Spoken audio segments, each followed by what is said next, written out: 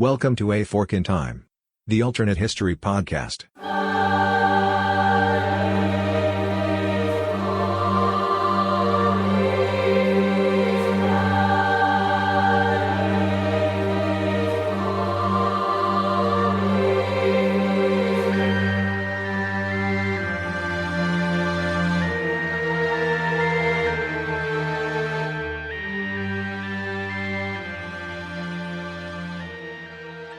Welcome back to A Fork in Time, the alternate history podcast. Don sitting in the host chair today. We brought the minivan station wagon version of the A Fork in Time machine today because there's got to be at least 4 seats. Because on my screen I see Robert Koshy. Robert, how are you doing today? Good, sir. I see Eric Rush. Eric, how are you this evening?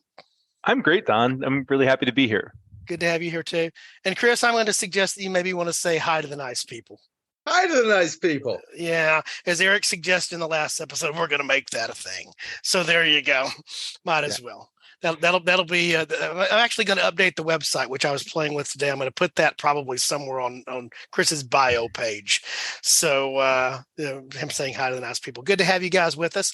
This episode that we're about to endeavor on today has actually been suggested, I think, by 4 different listeners in various forms. It definitely qualifies as the most suggested topic that is not related to Henry VIII and did not come from Alexis.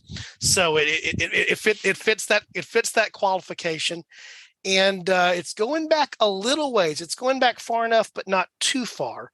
And I think we're especially blessed by the crew that we have here today to be able to address this. So the topic, and I'll include in the show notes all the folks who have suggested, because I'm scared that I'll miss somebody. I want to go back and take a look at it. It's the historical what if President Eisenhower, and I think we're going to pick 1955 as the point of departure here, if the heart event that he suffered in 1955, which was not widely known at that time, I'll probably spend a lot of time about that, had been a fatal event. And so our historical what if today is imagine the end of an Eisenhower presidency that's the result of a heart attack in 1955 when he actually did have a heart attack. It proved not to be fatal. So we're fortunate to have Eric with us here tonight, and Eric can certainly talk about the medical side of this. So Eric, I'm gonna let you sort of set up what was this thing that happened to Ike in 55? Well, Don, I think I would have to go a little bit further back. Fair enough. Before we talk about the event. So I will say, this is a public service announcement from A Fork in Time is say no to smoking, kids. It's not good for you. And so Ike was a heavy smoker for many years. And so according to at least some sources that I would find, he was a 4-pack-a-day smoker. That is crazy amounts of smoking. And there is nothing good or redeeming about smoking. And one of the things that we know that smoking is it's what we call atherogenic. It means it will promote the hardening and the blockage of arteries, and that's not good. So to Ike's credit, and this is and I can't stress how hard this is for him to have done. So in 1949, he was advised by his doctors, because again, 1949, to cut down from 4 packs a day of smoking to 1 pack a day of smoking. Now, I still consider a 1 pack a day smoker a professional smoker. Like, that's still pretty significant amounts of smoking. But hey, it's better than 4 packs a day.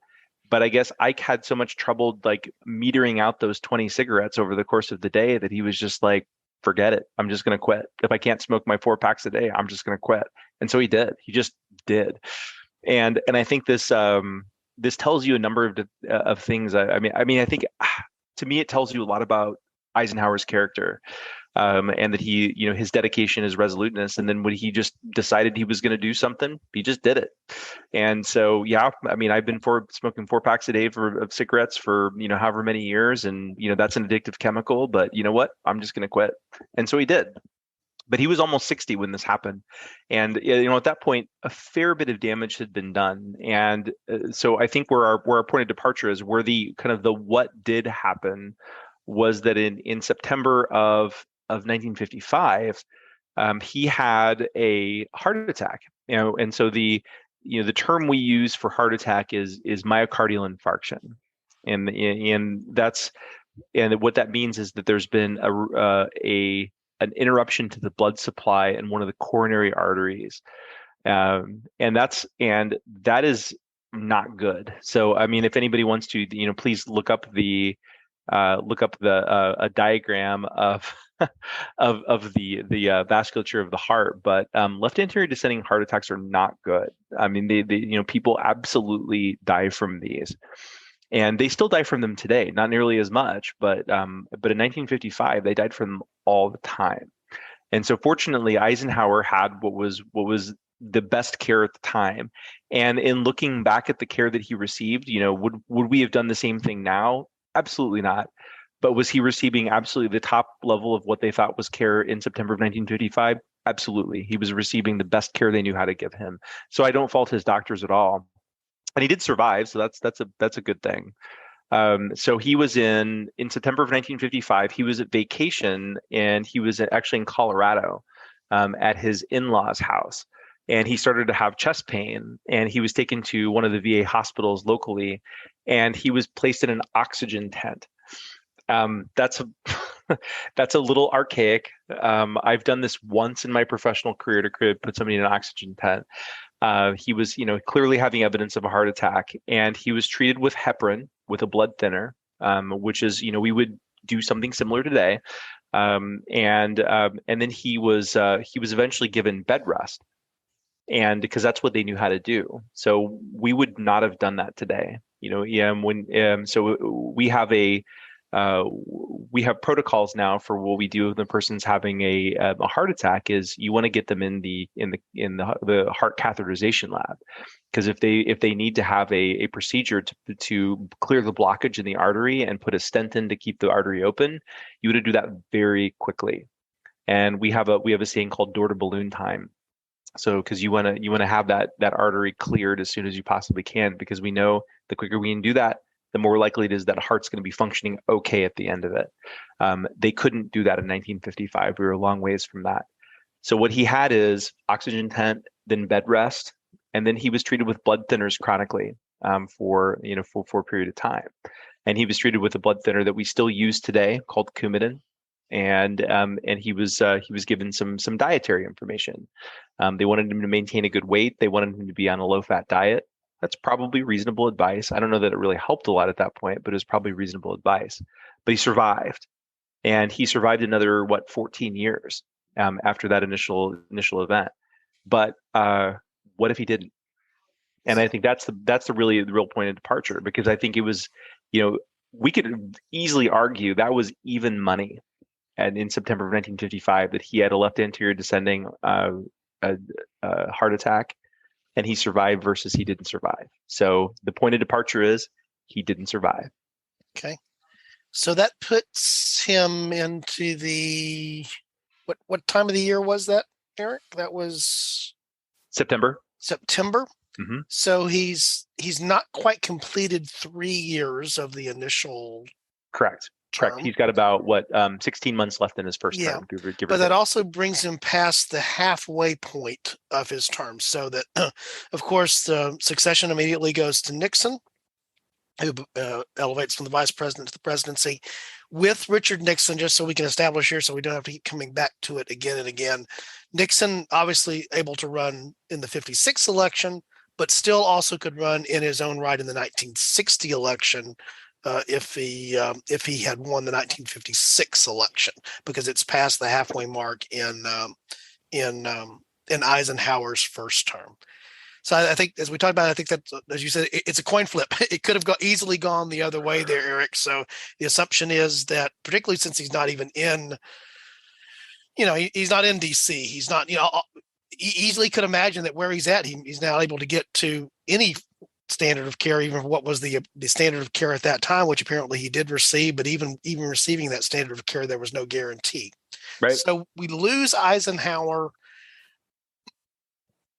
It's ironic to me that it wasn't until we started doing this podcast that I was really familiar with how serious this event was, when it kept coming up as a suggested topic for us. Then went back and did research. So it was not well known. So did the public, this would have come as a shock to the public, right, Eric? Yeah, I mean, there were some pieces of information that were released to the public, but it was very measured. So I mean, people were just, it was disclosed that the president was not well. But I think the information was really, the timing was off in a way that they wanted to make sure that they were giving information after, sort of certain events had passed. Right. And so they wanted to make sure that he was kind of going to be okay before they really told us much of anything. So it was much more information that had been given in the past, but it would not be considered full information. Right. And the sudden announcement that he had died suddenly from a heart attack would have been, a lot of people would have we would have been talking about people remembering where they were when they heard that Ike died, right? Right. In that sense. So in 1955, where is the Eisenhower presidency in terms of popularity among the American public? I mean, just what is Nixon inheriting here? Robert, do you want to take this one? Well, he inherits kind of an end of the, and I am muted. No, I'm not. Okay. No, you're good. I was like, I thought I hit it, but I thought I turned it off. He inherited kind of an interesting part of time because Korea's kind of started up. He's got the space race rolling a little bit. He's doing that. He's starting up with a decent economy, not horrible, and he's kind of in a good place. He very popular. I mean, I think the funny thing about Eisenhower was nobody knew if he was Democrat or Republican, but they both asked him to run for him.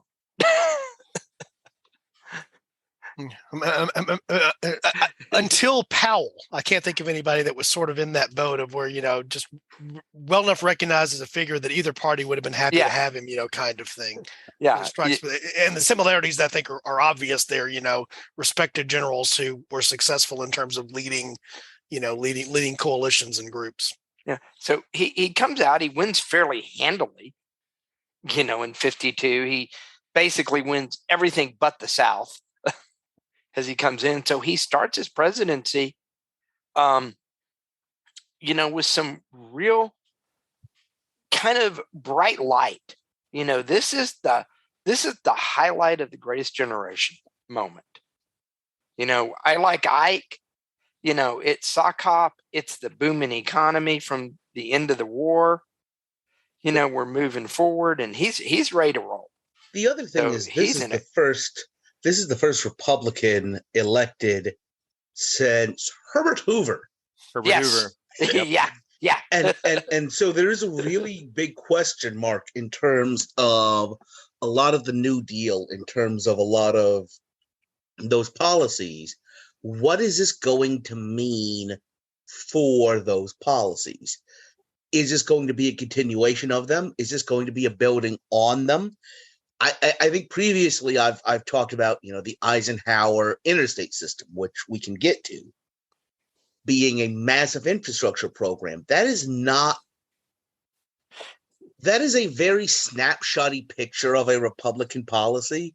That is not really what the previous Republicans had been into. That's kind of not what modern ones are into. But so this is a changeover in terms of electoral politics that, the Democrats are now not you have voters who have never voted for anybody other than a Democrat. Yeah. Who then turn around and vote for Eisenhower, interestingly enough.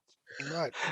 And part of it is because I think he runs as a competent person, because again, by this point, Truman, we all probably think much higher of Truman than anybody at the time did because of hindsight.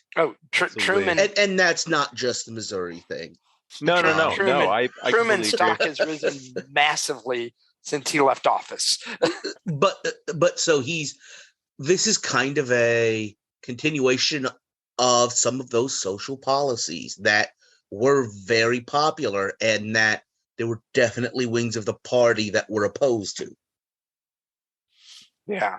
Yeah. So he inherits, and he's kind of moving up, and he does some things. I mean, he makes the Department of Health, Education, and Welfare. He makes that a cabinet level piece. He integrates the armed services. In the first 2 years that Truman had kind of started but hadn't finished it. He sets up the things to kind of get things moving forward with it and going forward. And so, he's in a good place, and the economy at this point, the economy's booming. This is the GI Bill has taken full effect, and all those guys are out of college and they're making money and they're all having babies. And so, now you've got a huge cyclical economic cycle kicking off just from the baby boom. Is there anybody I see on the screen here who thinks there's a serious challenge to Nixon in 56? I think the challenge is going to be very similar. I think it's going to be another Adlai Stevenson. Mm-hmm. I think it's going to be another. I think they're going to put Stevenson up again, and he's going to get clobbered in 56 by Nixon instead of being clobbered by Eisenhower. Okay. Maybe not as clobbered. I think we could talk about the degrees of the clobbering.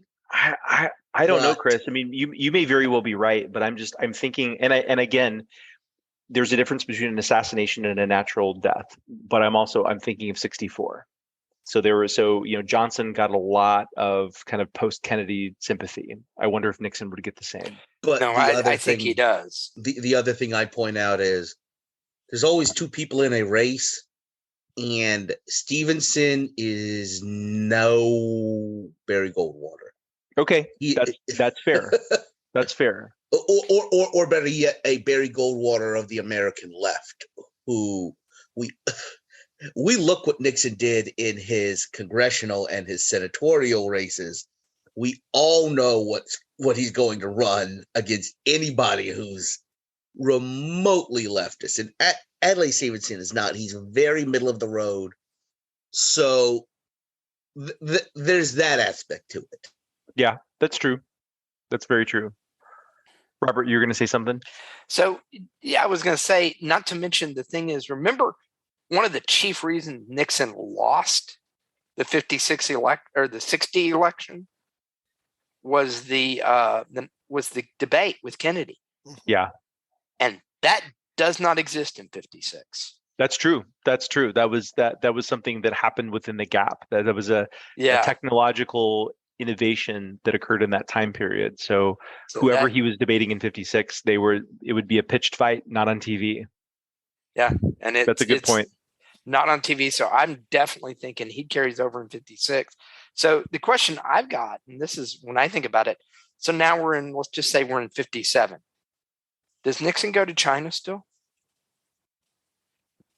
No, I don't. And this is something I've kind of image. See what I just talked about. For so many of these things, it takes two people.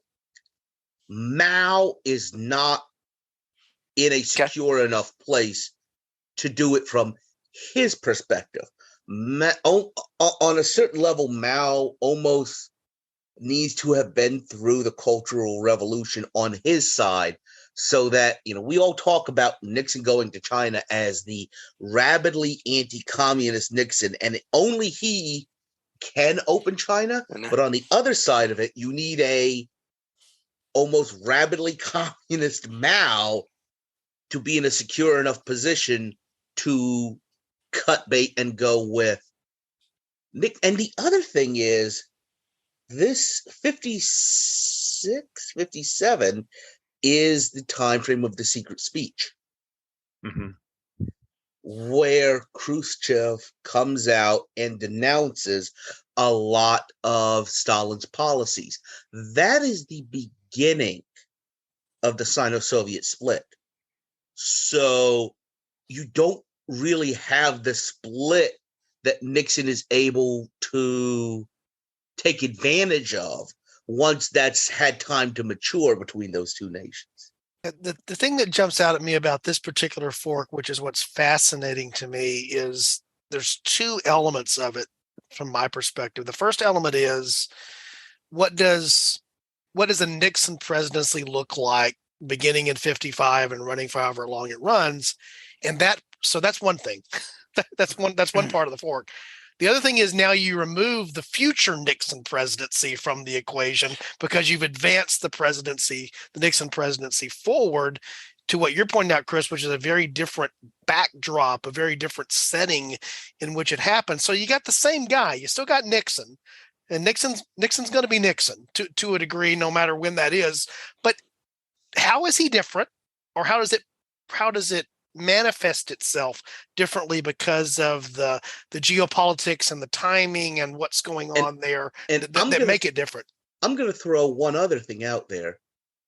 I don't think Nixon is Nixon. How does Nixon interact with Khrushchev? I think well, the first thing is I think Nixon is changed by his experience of 1960. Well, I agree with that. And in terms of the paranoia, in terms of the East Coast elitism against me, all of these things, he's changed there. So he's a different person right now.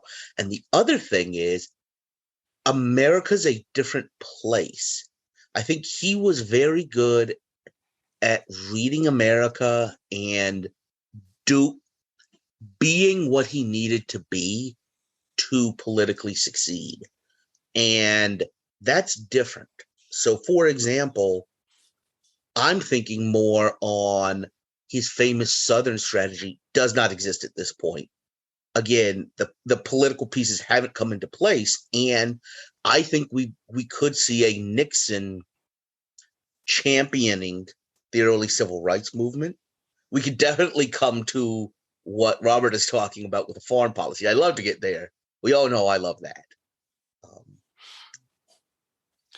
How did Nixon and Khrushchev interact compared to, because he mainly had Brezhnev in his time frame in the real world, but now we've got Khrushchev with all the craziness that is Khrushchev. Well, I'm thinking about the kitchen debate. Okay. He openly engages with Khrushchev in a way that Eisenhower doesn't quite do that. And I'm thinking his engagement with Khrushchev might be the equivalent of his China policy, in that this is somebody who he can come in and break some of those orthodoxies. If he's going anywhere, he's going to Moscow. Yeah. Okay. With the same backdrop that he had, which is he can go because he doesn't have to. He has his anti-communist bona fides. He doesn't have to justify that to anybody anywhere, which gives him a certain amount of the reason. The whole concept behind why Nixon can go to China is that this is also why Nixon could go to Moscow, right? That's part of it. The other thing that's going through my mind was thinking about, before we went with the 55 fork, something I was playing with is an October 56. There are two international crises jumping off at exactly the same point, completely independent of each other. And so my first, playing around in my own head is, oh, well, if there's something that's going to cause a heart attack, it's that. But now you've got Nixon dealing with the Suez Crisis and Hungary at exactly the same time. In an election year. Not just an election year, 30 days to the election. Right. So this would definitely, these are literally those 3 a.m. calls that we saw the ads about. Two of them happening back simultaneously. So we can think about what would Nixon did not have the relationships that even Eisenhower did with the British and French. Thinking about the Suez side of it. But the other thing is, I could see Nixon taking a different, maybe a harder tack on Hungary, because maybe he doesn't recognize the inviolability of the Iron Curtain. Discuss. Any thoughts that popped into your head, Eric, in the last couple of minutes?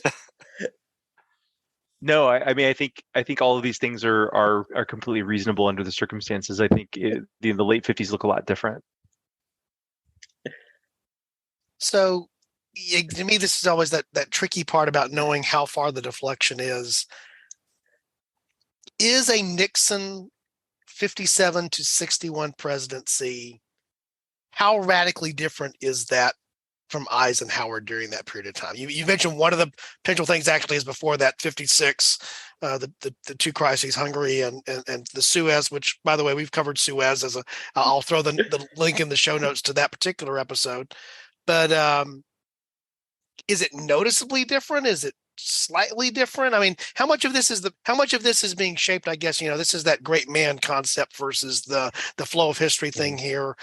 Is Nixon enough of an independent, different personality than Eisenhower that we would see something noticeably different, or is really, you think it would be different, but what are your real choices? Nixon can't do anything that different than what Ike did anyway. Yeah, discuss. I kind of feel like the difference is going to be a little more in personality and rather than policy. Although I think there'll be some differences in foreign policy in particular, just because of the way Nixon versus Eisenhower look at it. So I would say it will be modestly but noticeably different. That would be my take. Okay, so here's a random one for you. So the French in 58 were coming to Eisenhower saying, help us get nuclear weapons. Eisenhower is like, no.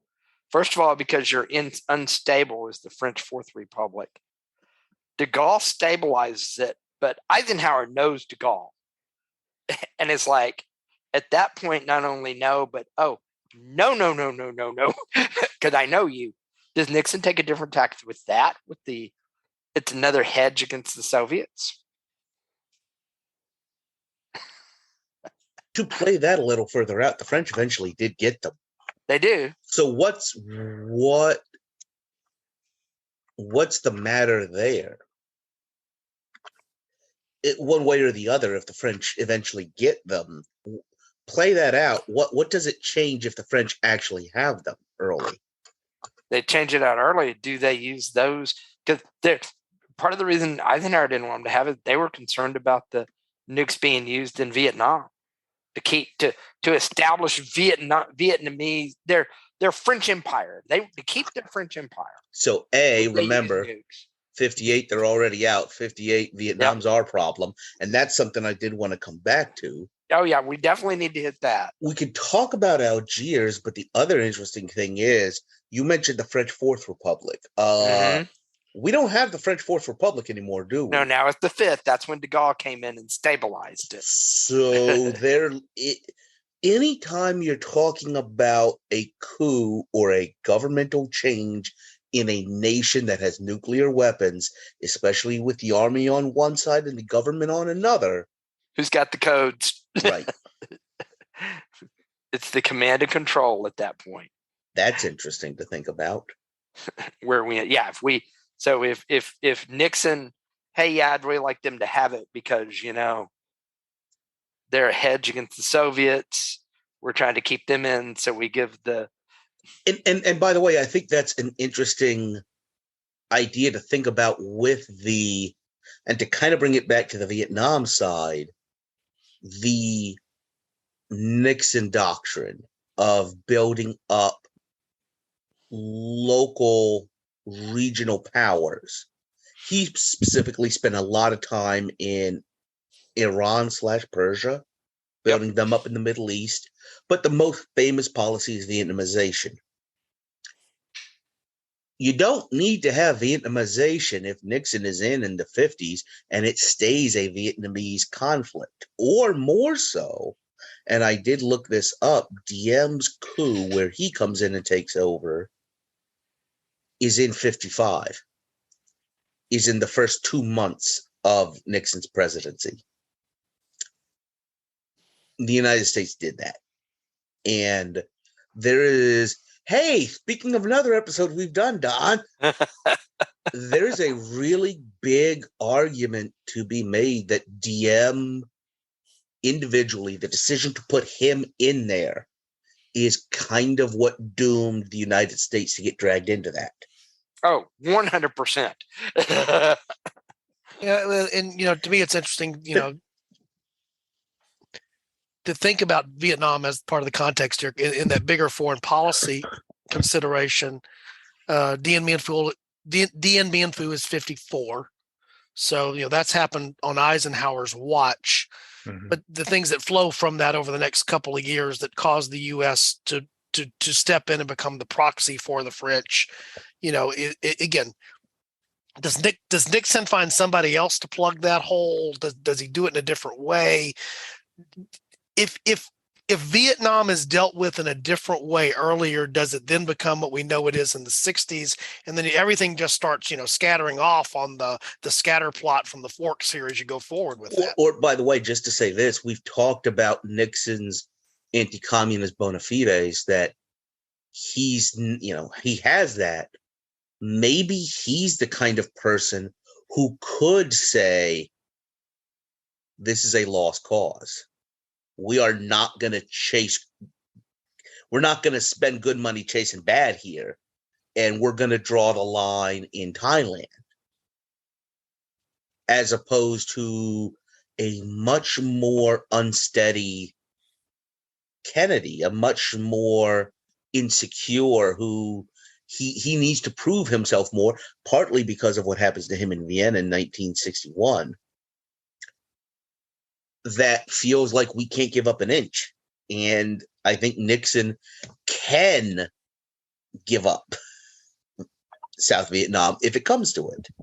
Okay, so move forward to the next two pieces. Space, which is interesting, and U2 crisis. Okay. How does Nixon, because Eisenhower at first was like, about space, then jumped all in after Sputnik. Mhm. But at the end of the day said, this is dumb. We're spending this much money to go to the moon. How does Nixon approach it? Does Nixon take a different approach? Well, you might argue, I missed the recent SpaceX episode, which was a real regretful thing for me, because we may circle back around to it just selfishly because I have some things I want to talk about there. First of all, we haven't made it to 1960. I'm not sure we see Nixon elected in 1960, so we need to circle back around to that at some point. Oh, we need to get to there. Yes, but so much of the space program is driven by the missile gap, the perceptions that relate to the military aspects of what it means, to have the ability to control and be an element in space thing. But, so much of Apollo is a Kennedy inspired thing. We know that when Nixon finally is president in the real timeline, he's the one that puts an end to all of this space exploration stuff, but that's also post-Vietnam and post-economic things. It's hard to know which variables you're allowed to keep as constants here when you're trying to rework the equation, I guess, is the problem. I mean, you haven't used one word that's critical in understanding what is going to be his space race, and that's Sputnik. Right. Mm-hmm. That this hits, and it sure doesn't look like the U.S. has the stuff together. And as I understand it, one of the main reasons the Russians were able to get Sputnik up before the Americans is they inherited a lot of the physical infrastructure from the German program. The United States inherited the people, and the physical infrastructure gave them enough of a lead to get off to what they did. Well, the second part of that is we focused on making the bomb smaller and lighter. Mm-hmm. They decided, let's just build bigger rockets. we took different approaches to fixing that part of the equation. So they're able to get Sputnik up. The critical question is, in I believe October of 57, when we start hearing that beep, what is the American reaction? And I think the Eisenhower reaction is very much in line with what a Nixon would have done. So we're keeping that. Okay. So we're keeping that the same. I think I'm not disagreeing with that, because I really want to get it to the. Is there any difference in the U2 crisis? I think that's the. Did U2 happen any differently, Gary Powers, or does that pretty much stay the same? Because then the fun fork is the next. The fun discussion is the next one after this. So I do feel like getting back to that Nixon-Khrushchev relationship, which is going to be so key to this. Right. They've met more, and it is not as bad a meeting as it turns out in our timeline, just because there's more of a relationship there. Also, just kind of thinking about the later Eisenhower years, it seems a little bit like he's on autopilot. And if there's one thing you can say about a Nixon presidency, is it's never going to be an autopilot. Yeah, agreed. Agreed. So I think Eric, here comes the big one. And so what happens in 1960? Nixon can run again. So he can run again, and almost certainly knowing Nixon, he will run again. You know, he would never stand aside unless he had to. I think it depends a lot on what's happened over that 4 years of his own term. I think if we have, in many ways, we'll just say as stable of a late 1950s with a Nixon presidency as we did with the second term of the Eisenhower presidency, I think Nixon's got the edge here. And I don't know that it's Kennedy he's going to run against. Maybe it is, but I mean, you know, butterflies and all that. But even let's assume it's Kennedy. I mean, it was a close race. It was a very close race. So I think if you've got a Nixon that after 5.5 years is presiding over a country that's doing pretty well, thank you. I think you've got to give Nixon a little bit of a handicap from where he was in 1960. That changes a lot, Eric. It does. It does change a lot. I mean, it's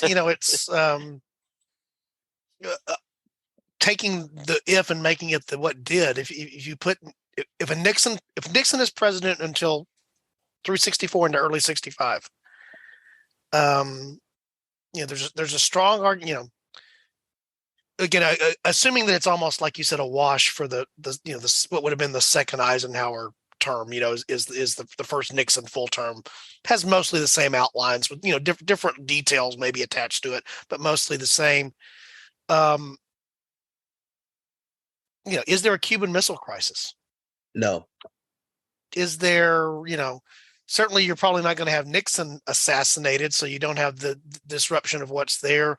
What Chris hit on earlier, which I think is very interesting, imagine that the Republicans become more of a driving force with respect to civil rights. Now that has a big change domestic politics. We spent a lot of time here talking about foreign policy, which I think is easy to slip into, but the contours of the outlines of that, let's say that the Republicans in 1960 are it's the party of Lincoln kind of approach again with respect to civil rights in terms of being more and let's also proactive leadership there. That changes the decade of the 60s socially in a great way, I think.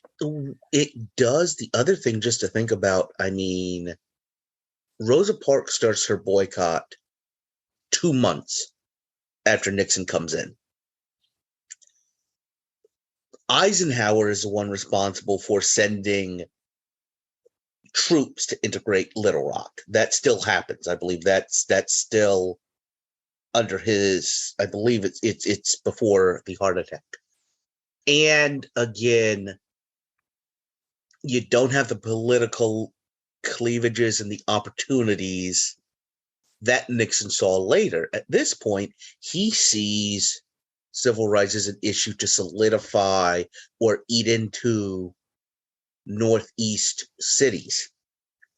And I think he takes advantage of that. And we can debate what the policies are. I think the interesting thing is, and we've touched on this on other episodes, that this is kind of an era of a New Deal consensus policy-wise. They are very close to each other. And the thing to think about is, I think we might just be coming out of this with different labels on the parties, but the two parties having almost flipped and still having very similar ideology of the other one.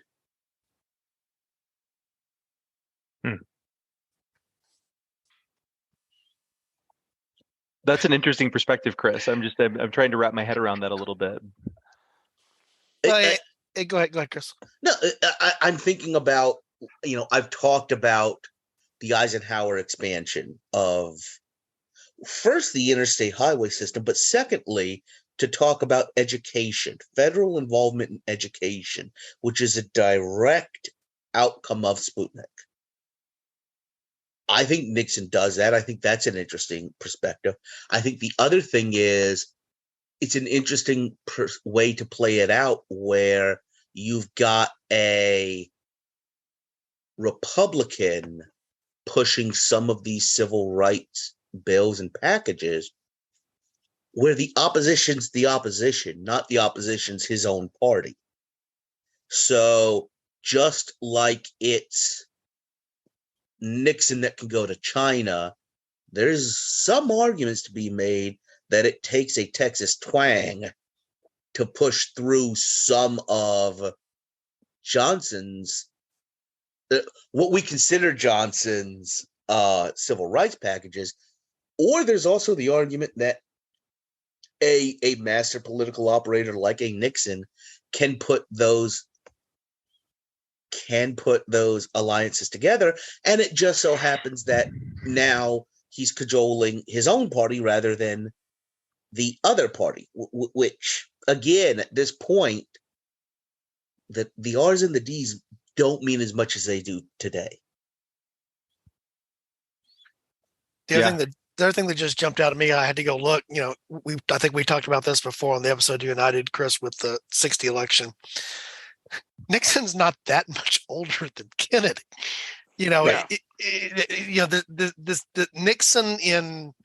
Nixon being reelected in 60 is he's 47. I just looked it up. He's still a young man by any standard, political standard as well. Even such that when he exits the presidency at 51, he's still around for a long period of time to cast a shadow. Even more so on, we've talked about some pretty radical changes that would happen here in terms of, maybe you avoid a Vietnam, you change the way the civil rights process carries through in the 60s in such a way that we have a far less disrupted United States in terms of what goes on there. And, so there's I think a lot changes. We dodge the Vietnam bullet. I agree with that statement. However,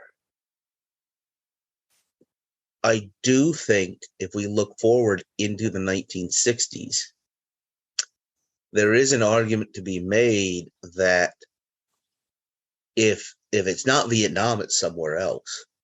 The United States is still NATO allied with the colonial powers, period. And if it's not Vietnam, maybe it's Katanga, maybe it's the Congo, maybe it's somewhere else. But the Soviet Union is going to still take an aggressive decolonization position. And it's a very difficult thing for the United States to manage that. And sidestep it over and over again. Right. So we sidestep it once. I don't have confidence that we're going to be able to sidestep every single one of them. Yeah, we're gonna have to come back and visit this whole topic again because the ripples are just too big to cover in one episode. I was gonna say the ripples here go huge. because again, and I agree with Eric. I think you're the one that postulated he probably wins in 60. That's the first place that I go. A tight election, but the type of election that probably also, because of what's going on with civil rights, there's still a Cold War. This Cold War is still going to exist regardless of who the president is and how it plays out. Maybe the Soviets aren't as willing to try to take advantage of what they view as being Kennedy's weakness with the Cuba Missile Crisis that we know, under a Nixon term, maybe not the same thing, but they're also not just going to walk away from Cuba and what's going on there. And you're probably still going to have the Cuban Revolution, but there's just, wow, again, my head is just spinning thinking through all the potential ways to go here because there's so many of them. And by the way, let's get real specific there. You brought up something we haven't touched, but I think is really important. Castro. Mm-hmm. I was going to say Bay of Pigs. No. Yeah. Even before then, before then, just to the point where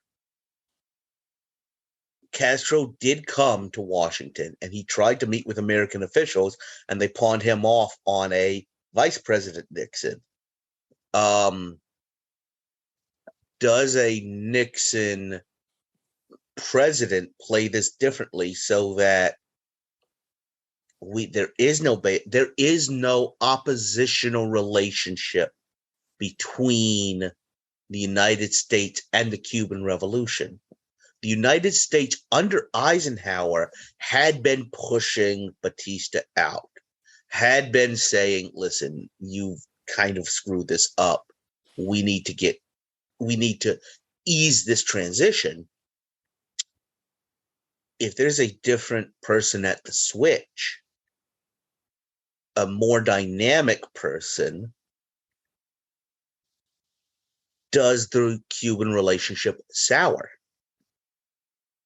the way it does in our timeline, so that we never get to the point where we're trying to remove him? We never get to the point that the idea of the Soviet Union having military weapons in Cuba isn't laughable.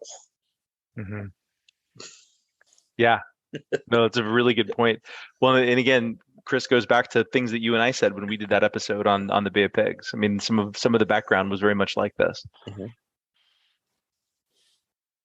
So I'm going to declare now we're going to come back and revisit this topic because I think we have no choice but to revisit this topic. I think that's a great idea. Yeah, because it's just too big. But this is one of the things I enjoy about, which was one of the concepts behind A Fork in Time when we started, is that the death of an American president from a heart attack is not a small thing. I don't want to, when I say that it's a small thing, I don't want to imply that is, but the timing of changes like that have nothing to do with external politics.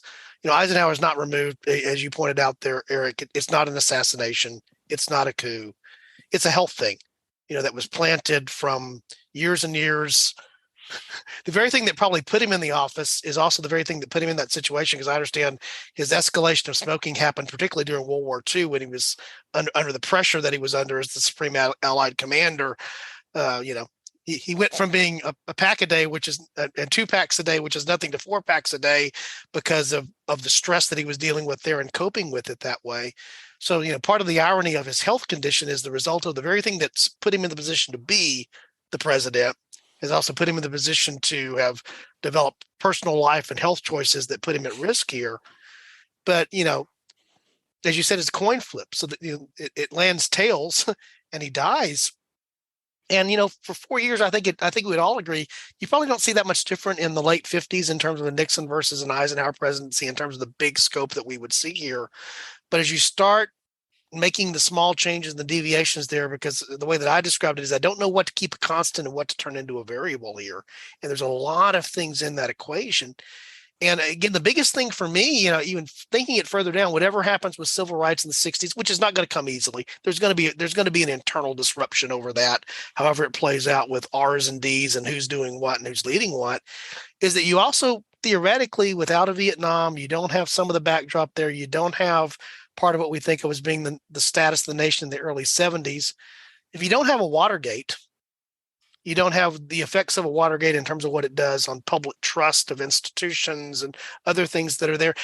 Part of the just moving Nixon up just has the effect of potentially removing that, which is the shadow that we haven't got to yet, which is 40, 50 years down the road of what that does to American politics. So I'm going to throw I feel like this might be the fork we go to, or a really interesting place to do this. We talked about the effect of 60 on Nixon. Maybe we're looking at a 64 Kennedy run where he plays the kind of tricks he did in 1960. And that could be the Watergate. Nixon's term limited, and Kennedy runs in 64. He's not assassinated. Correct. And he runs against Goldwater? No, not a Goldwater. I'm thinking like a Nelson Rockefeller. Yeah. I agree. Rockefeller's your 64. Actually, now that I think about it, Rockefeller is exactly who I would think about. Yeah. That makes total sense. 100%. And Kennedy calls every one of his daddy's friends and pulls every possible trick and gets elected, but he's pulling these tricks. So maybe it's a Kennedy name that's forever associated with the dirty side of politics. And I could easily imagine a scenario there with that being a very different electoral background in 64 in terms of how that would play out.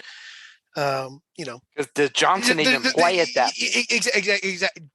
Johnson's over being the force that he is in the Senate. He doesn't even come over and does what he does there. And so, you never have you don't have the same Kennedy presidency. You don't have a faithful day in November in 63 in Dallas. You may have a scandal that flips to the other side of the American political spectrum. You don't have a Johnson in the role of the presidency who continues to exert tremendous influence from his position, probably in the Senate.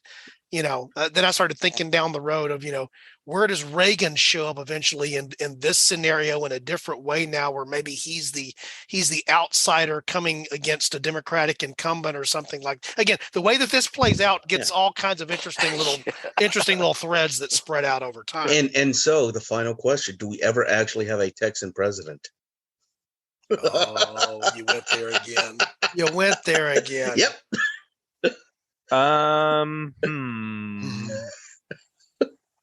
I'm going to say in this scenario, I'm going to say no. I don't see that. If you play that out, Reagan maybe is elected in 72 or 70, maybe 76. I think 76, and then he's running with Bob Dole, who's from Kansas, running from Dole. But because you're not going to have Bush at that point. No. Who aren't Texans, but let's keep going. Yeah, I understand. Yeah. We even put a little claim on Ike to a degree. We tried to anyway. Yes. Again, I think we have to come back. We won't do it immediate like in the next episode. We're going to have to come back and revisit this whole string. It's a lot flows from 1955, whether you still haven't. And again, Eric, I think you hit upon this, or maybe Chris did as well. Because of Eisenhower's relationship with the Allies, because of the carryover from the war, there's a different level of connection that already existed. He's from a different era to a degree in terms of age and other things as well. And I think the way the Cold War plays out, there's multiple different ways the way the Cold War in Europe plays out because of that change. Eisenhower and Nixon being of similar philosophy and ideology, but different skill sets when it comes to how they would have done some of the things that they would have done. To your point, I think Nixon is more than willing to stand up and take a Khrushchev on head on, and he's not going to be perceived as being weak at all by anyone in the Soviet camp.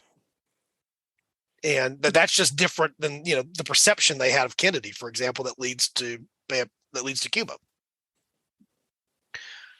Yeah, forgetting whether and again the Vietnam question there I think becomes a bigger question as well, because there's no doubt that it's the backdrop upon which so many other things are predicated, even domestically, in the 60s and 70s. Wow, this is why we do a fork in time, guys. Yeah. I'm not going to be able to get to sleep easily tonight. I'm going to be playing these scenarios on in my head. Anybody have any big things here? We're going to come back and revisit this. So know that you're going to get a chance to come back and think about the bigger picture. Anybody have anything that we missed that's big, let's say in the front end of this in the late 50s or early 60s? I don't think so. No, I think, I think leading us up to 60 and 64 is a good place to leave this. I think it's a good place to leave it and pick it back up in the future for sure. Yeah, I think so too. This is one of those interesting little forks, and to just echo Eric's PSA from the front end, cigarettes made a difference here. And there's no good scenario for 4 packs. There's no good scenario for 1 pack a day, but 4 packs a day gets a little bit extreme. I actually saw something. This ties back to what I do on the weather side of things. The thing that I saw, I'll talk about his escalation of his smoking during the war, was actually his granddaughter talking about that, and it was relative to the famous weather forecast for the D-Day invasion. Yeah. And they were talking about. She was talking about, in particular, having talked to him years later when she was very young, but this is post presidency, and the fact that that's when his smoking escalated was in those couple of months before June of 66 is when things were there. And of course that, the tedious decision to go in close weather was huge. And I know you mentioned this like off podcast area. I'm a fan of Ike as well. Ike to me is one of the most interesting characters in American history to be not anymore. There's not a lot of dramatic flair with Ike, I guess is the point. I think he's viewed as a lot of people as being, sort of stable, dull. He's not a flamboyant character in American history. He is the traditional man from Kansas who is no flair, takes it as it is, flat out. I'm rereading one of Jeff Shar's books from World War II, and he describes Ike that no one liked him in the initial phase because he was not sophisticated. He was this plain guy from Kansas that I'm interested just to say, we've got Roosevelt, Truman, Eisenhower, and then Kennedy, and these are big personalities involved in politics around now. Right. Yep. Yeah. Yeah. Agreed.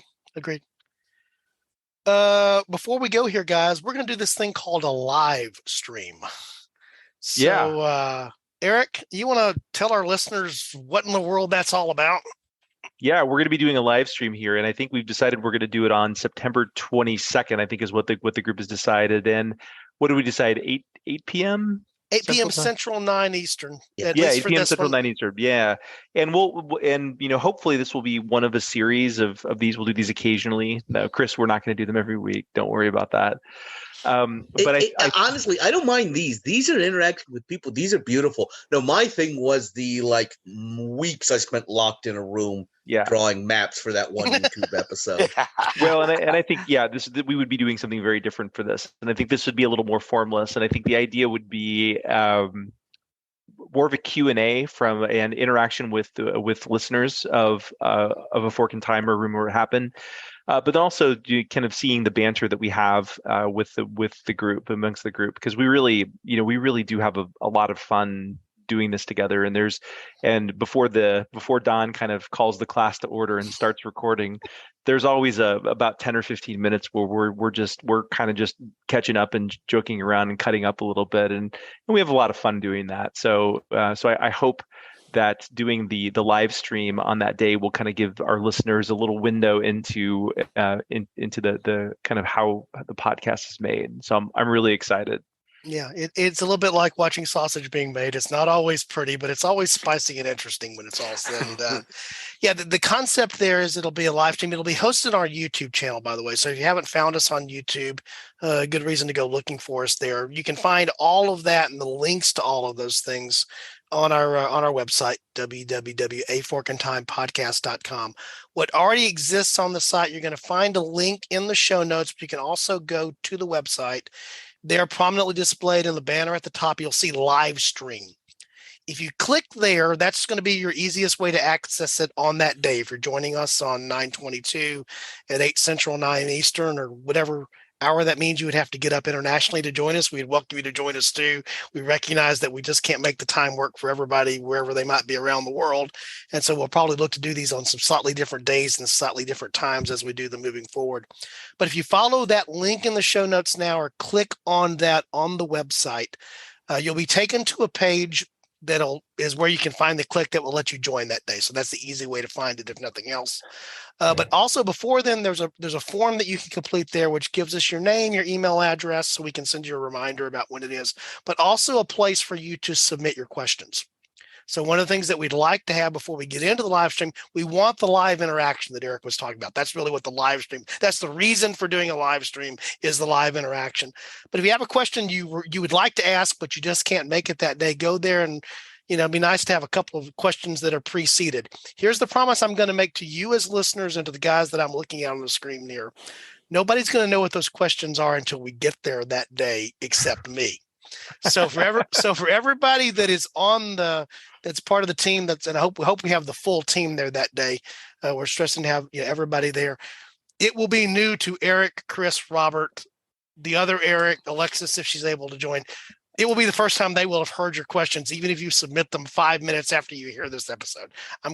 Game on, Don. Yeah, I love it. Yeah, we can do this. I'm going to put them in I think to borrow the old Carson thing, I'm going to put them in an envelope and seal them on a mayonnaise jar on Funkin' Wagnall's porch, or whatever his old thing was about that.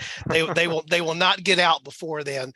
So you can go ahead and visit that link now. Put in your questions. Put in what's there. While you're there, take a little tour around. It's not going to win. It would not win an award for website 20 years ago. That's not the purpose of the website. But there's a lot of place to interact there. There's a place to put in your topical suggestions. Again, this topic that we started off with here that is so big that we can't sort of finish it in one. We may not finish it in 2 episodes if we really carry it all the way forward. At least 4 listeners said, what would have happened if Ike died heart attack in 55?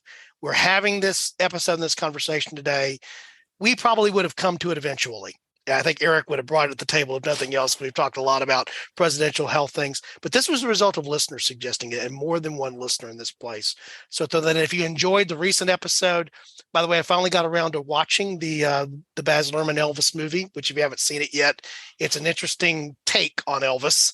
But I really enjoyed the episode that we did with Dylan here, that I had a chance to do a couple of weeks ago, talking about the what if on Elvis. So somewhere between a what if on Eisenhower and a what if on Elvis. Both of them are E's. That's the breadth of this show. That's what we do here. And so this is your chance to go to the website and put in some notes, some suggestions there, some feedback there. And but it's also the best way to connect to the live stream. I've been getting excited about the live stream. Eric was the one that sort of really was the impetus behind saying we really ought to do this. And the more that we've gotten into where I've gotten into the details about how to do it, the more excited I'm getting about it. Also, can't let this episode go by without plugging again what we have coming up that we're all excited about. That's Bo Breslin joining us. Bo has written a book on generational constitutions, and you're going to see us talk about that a lot over the next month to month and a half. There'll be a Room Where It Happened episode, and we'll begin a series of A Fork in Time episodes. This is the idea of letting the cat out of the bag, but this one's worth letting out early. If Jefferson's idea of every generation, the country coming back and having a constitutional convention had been written in formally to the Constitution, and Dr. Bo Breslin at Skidmore has written on this. He reached out to us, suggested it as a topic, was more than happy to join us. So I'm really excited about that. And we're going to be doing that here in September in celebration of Constitution Month in the United States. So we got some interesting stuff happening. We're getting our mojo back here, getting our organization back together, getting consistent about things. So excited about a lot that's going on here.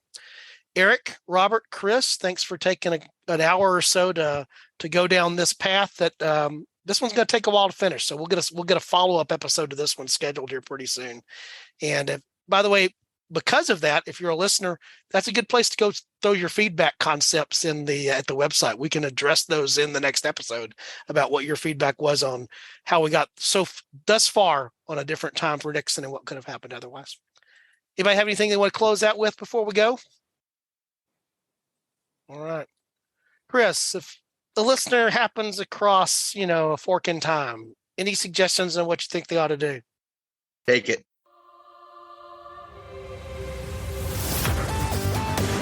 Thanks for listening to A Fork in Time, the alternate history podcast. Learn more and provide feedback by visiting our website at www.aforkintimepodcast.com. Connect to us on Facebook at facebook.com/aforkintime or follow us on Twitter at AFIT Podcast. If you want to support the show financially, visit our Patreon page at patreon.com/aforkintime. We hope you will join us next time.